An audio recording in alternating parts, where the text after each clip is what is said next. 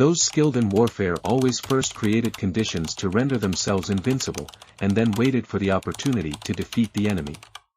By Sun Tzu.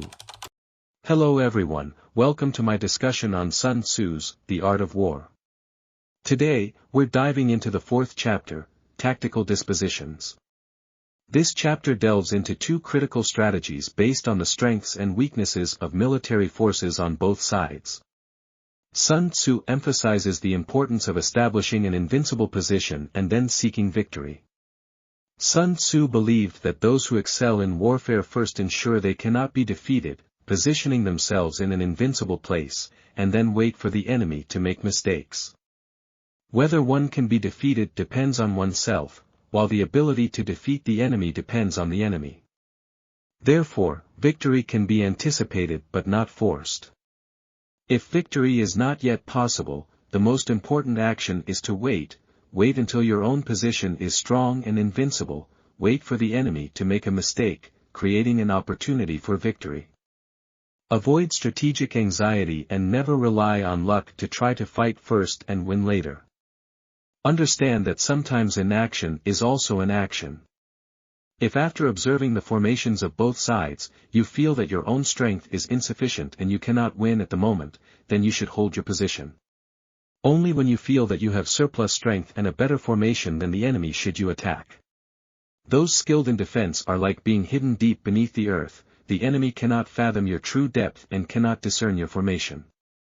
Those skilled in offense are like moving above the heavens, sweeping through the enemy like a typhoon, without the need or even awareness of competing with anyone. The so-called opponents are merely obstacles blown down by the tailwind, not even on the same level. Being hidden deep beneath the earth represents the process of patiently accumulating strength and improving capabilities. Moving above the heavens represents the moment of bursting onto the scene with a startling impact. The enemy cannot defeat you because they face a long-term accumulation of strength that they cannot match. Anticipating victory without exceeding common knowledge doesn't demonstrate the highest level of wisdom. Winning a battle and being praised by all also doesn't qualify as the utmost wisdom. It's like being able to lift a feather and claiming great strength, or seeing the sun and moon and claiming sharp eyesight, or hearing thunder and claiming acute hearing. In ancient times, those skilled in warfare only defeated easy enemies. Their victories were expected, and they didn't gain a reputation for being clever or brave. Their victories were inevitable, leaving no room for error. This was because they always set themselves up for assured success, defeating enemies who were already weakened. Skilled warriors always position themselves in an unbeatable stance and never miss an opportunity to defeat the enemy. A victorious army first creates favorable conditions for victory and then engages the enemy, while a defeated army often rushes into battle, hoping for a lucky win from a tough struggle. Those skilled in warfare can govern wisely, follow rules, and thus control the outcomes of war. In military strategy, victory and defeat are measured using several factors. These include magnitude, which refers to the size of the terrain, quantity, which indicates the military resources and supplies, numerical strength, representing the combat effectiveness of the troops, comparison, involving an assessment of the overall military strength of both sides, and victory, determining the final outcome. The size of the territories of both sides determines the scale of the terrain, which then affects the richness or scarcity of their military resources and supplies.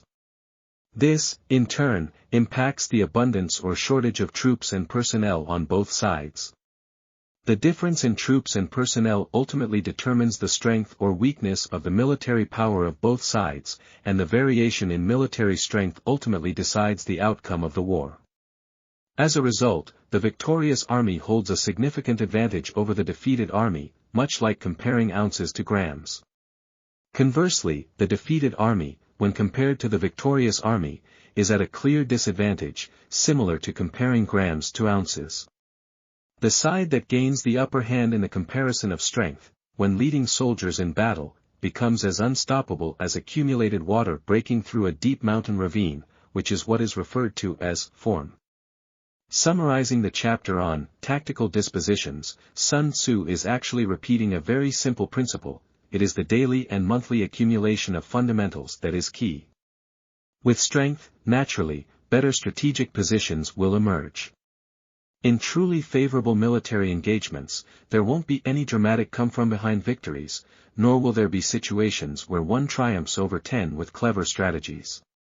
Instead, it's about being steady and methodical, securing victory before engaging in battle, and then overwhelming the opponent directly in combat. For the victor, fighting is like blowing up a lake on top of a 1,000-ren-high mountain. The lake, hidden as if deep beneath the earth, is unfathomable. Once it is blown open, the water rushes down as if from above the heavens, unstoppable by anyone. Thanks for hanging out with me while we dove into Chapter 4 of Sun Tzu's Art of War. If you're digging this stuff, hit that subscribe button and stick around for more chats like this. I love seeing your comments and having you as part of the crew. Catch you next time.